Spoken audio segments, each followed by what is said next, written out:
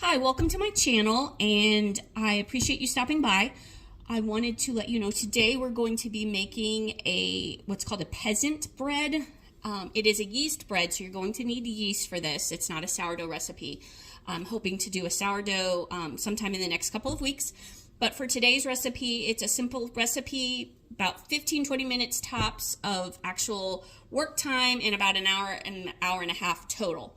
For your ingredients, and I will include the recipe in the captions below, you'll need 4 cups of all-purpose flour, or actually the flour of your choice will work. I actually have a mixture of all-purpose flour and whole wheat flour. Obviously, the flour that you use will change the texture of your final loaf. So if your family's used to a more coarse, nutty flavored bread, then use whole wheat flour. If your family prefers a more soft texture bread, then you'll want to use the white all-purpose. You can use bleached, unbleached, it doesn't really matter. You're going to need 2 teaspoons of kosher salt. It doesn't have to be kosher. The recipe calls for kosher. Basically, you just need a fine ground salt. You don't want anything coarse. You need 2 teaspoons of sugar. That's to feed your yeast. So if you're worried about sugar in your food, you don't need to. This will actually pretty much all be consumed by the yeast. You'll need 2 cups of lukewarm water. You can do 1.5 cups of boiling water to 1/2 cup of cold water. No, I'm sorry. Strike that. Reverse it. It's 1.5 cups of cold water to 1/2 cup of boiling water. I just use tap water. I have well. I run it until it starts to feel like room temperature or slightly warmer, and I use that and then just let it set for a few minutes. And then I use active dry yeast, so I will be proofing my yeast before I start. I prefer that method personally because I know that my yeast is actually going to work in my dough. You can use instant yeast if that's what you have on hand, in which case you don't need to proof it. You can just mix all your ingredients together. And then you're also going to need a couple of tablespoons of room temperature butter. I actually have 3 here because that was what was left on the stick. I may or may not use it all, but it's here in case I do. After you've gathered all of your ingredients, you're going to want to preheat your oven to 425. And then I actually will be mixing in these Pyrex. I have 2 of them, glass bowls. They are actually oven safe, so I will be using one of them to mix my dough in and the other to bake in, so I get that nice kind of domed looking loaf that gives it that kind of artisan feel. If you don't have a Pyrex bowl, you can just use a regular loaf pan. Obviously, you're going to end up with a loaf-shaped loaf. But if you had anything that was oven safe, you could make your dough in that. If you have like a Dutch oven that's oven safe, like one of those cast iron Dutch ovens, you could use that as well for this recipe. So I will let you know that there will be some pauses in the video as I go, because like once I start proofing the yeast, you don't need to watch that happen, and I don't need to stand here and chat with you. So what I'm going to do is I'm going to start by proofing my yeast. And so what I'm going to do is in my, I forgot my little bowl for my proofing my yeast. So I'm just going to grab one of those out of the cupboard. Here's my little bowl. So I'm going to dissolve the sugar, and I'm not going to lie, I forgot which is which, so I'm going to taste it here. That's the salt. Okay. It's just for my family, so no worries about that. Plus, it's all going to bake, so any germs. So I'm going to sprinkle the salt. Actually, I already have my water. It's been a while since I've done this from memory. So I'm just going to mix my sugar in my water here that I had. I'm going to set my bowl aside. I'm kind of one of those obsessive people. I do like to kind of have a clean work area as I go. Oh, you know what? Let me put my apron on real quick, because I'm not going to lie. Once the flour starts flying, I will end up wearing it. So let me tie this on real quick. All right, so next I'm going to measure out my yeast and put that on top of my warm water and sugar mixture. And some recipes call for you to mix it in. Some recipes don't. It doesn't really matter. Basically, you just want to give the yeast some time to activate and start feeding on that sugar in the water. So I'm going to mix mine up because I actually had some yeast that kind of stuck to my measuring spoon. So I'm just going to try to get those off of there. So this is what kind of I've got here with my yeast mixture. It's kind of gross looking, I'm not going to lie. And so we're just going to let that sit and proof for about 10-15 minutes. When we come back, we want to see it bubbling just a bit. So,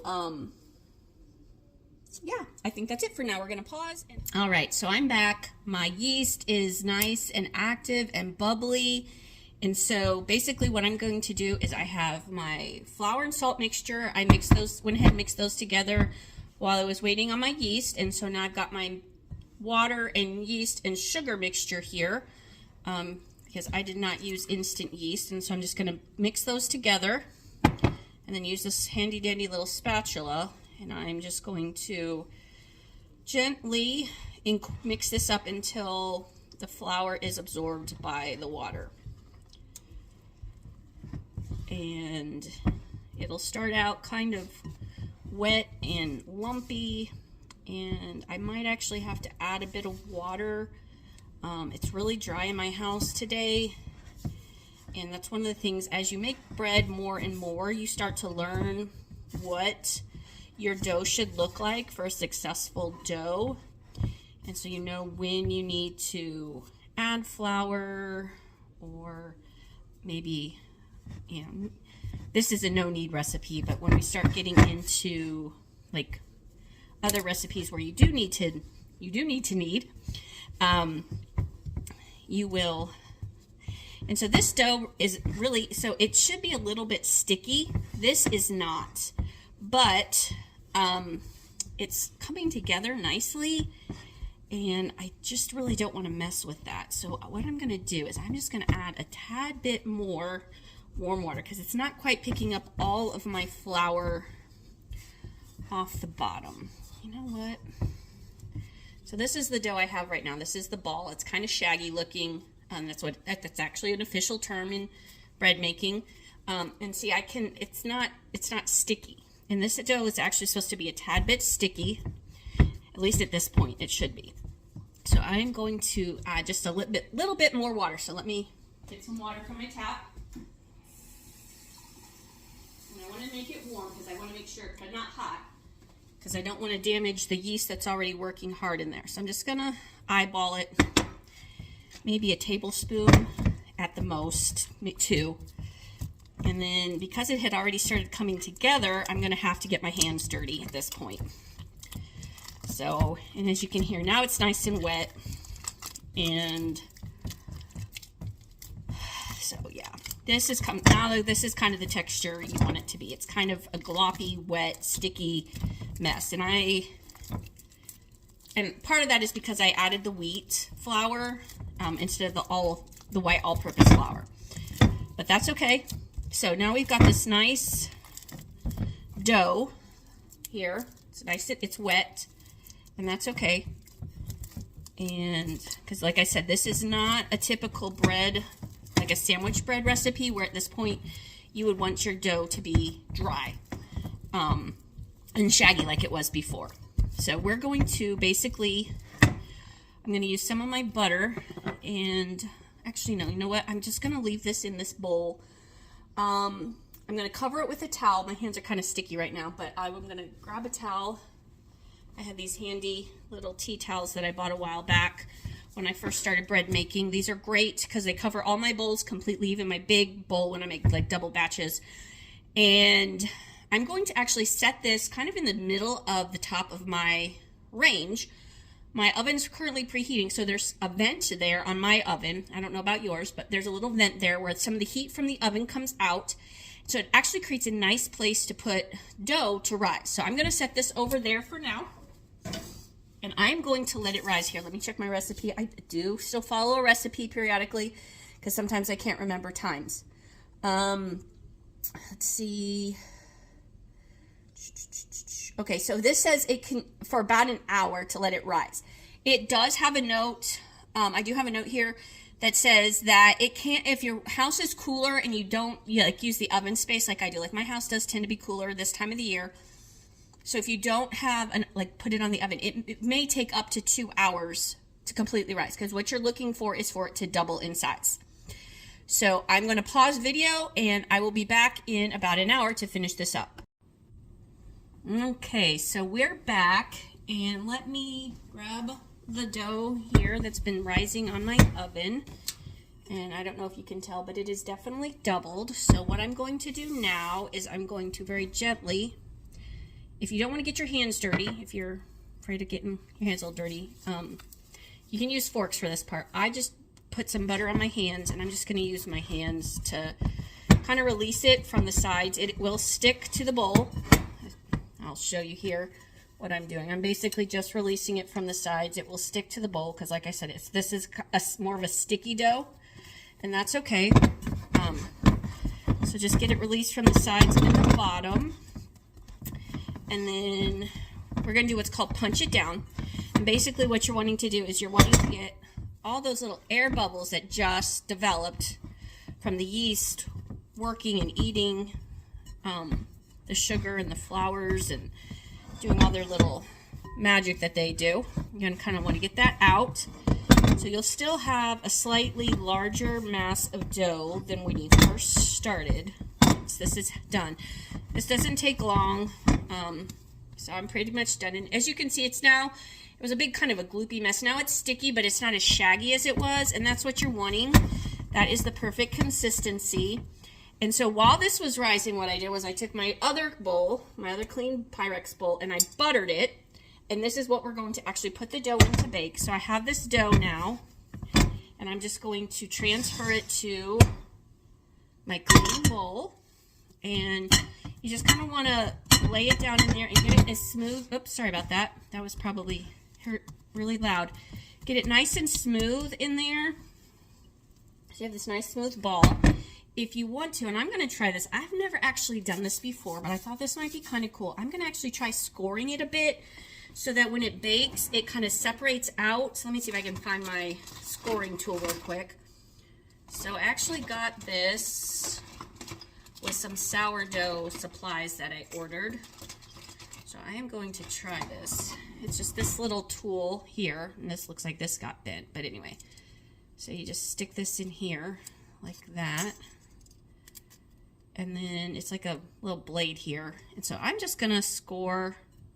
I don't know how well I'm gonna do at this because like I said, I've never done this before, but we're gonna try just a simple pattern and see what we get.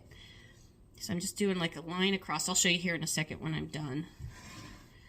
And we'll do kind of like a vine almost design.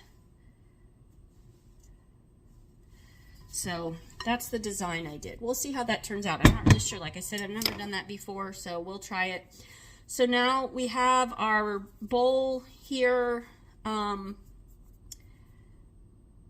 Let's see, make sure I didn't miss anything. We got this all worked out. It's in our clean dish. So I'm going to just cover this back up. We're going to let it rise for about 20 or 30 more minutes. I'm just making sure I hadn't missed anything in my recipe here. So it is a little messy. I got like crumbs and stuff, even though I buttered my hands. I do have flour crumbs, so I'll wash my hands here while we wait and let this rise again. So we got another rise, about 20-30 minutes near the oven again.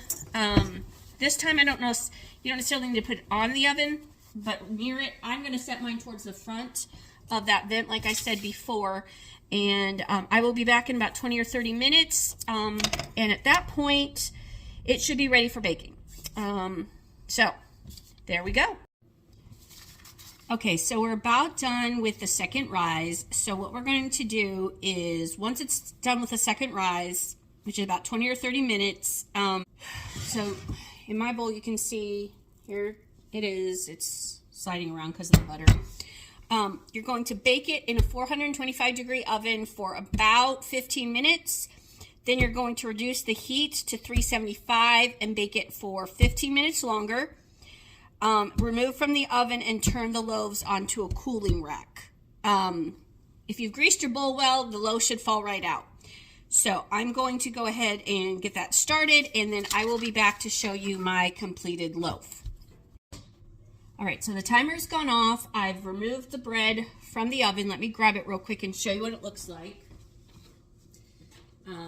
Good definitely going to need hot holders for this part. But as you can see, I've got it. It's nice and loose. So I'm going to turn it out onto a wire rack to let it cool. So you can still see a little bit of where I cut into it. There's ways that you can, I guess, doctor up this recipe if you wanted to. Like you could have sprinkled everything bagel seasoning on it. You could put it out and stretch it out more flat. And put it on like a 9 by 13 inch baking pan and make like a focaccia with it. So it's a very versatile dough. It's a great recipe to have on hand. Now comes the hardest part, and that is waiting for it to cool. So the trick with bread is you don't want to cut into it when it's hot.